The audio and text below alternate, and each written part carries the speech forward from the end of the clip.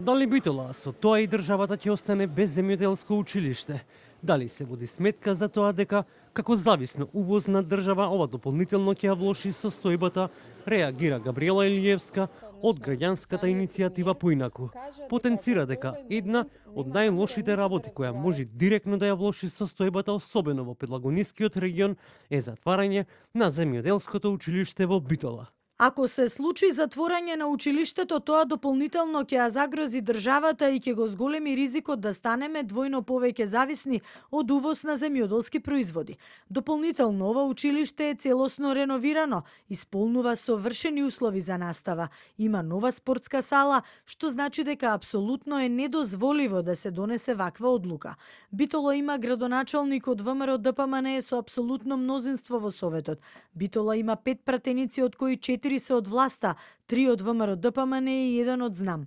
Од Министерството за образование и наука појаснуваат дека затворање нема да се случи, но училиштето ќе подлежи на промени, така што новата генерација за 2026-2027 година, која ќе се запишува, образованието ќе го продолжи во гимназијата Таки Даскало, додека тие ученици кои што веќе учат во земјоделското училиште ќе го продолжат својот образовен процес. Земјоделската струка од средното училиште Кузман Шапкарев се префрла во средното училиште Таки Даскало и ова е наведено во конкурсот за упис во средни училишта за учебната 2026-2027 година.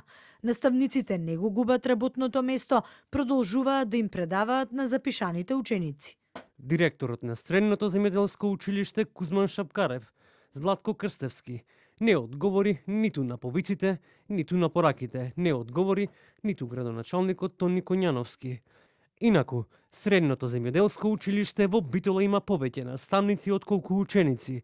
Во моментов, бројот на ученици во прва година е 9 во една паралелка, во втора година 10 ученици во 2 паралелки, во трета година 10 ученици во 2 паралелки и во четврта година 11 ученици во 2 паралелки. Бројот на вработени е 52 лица.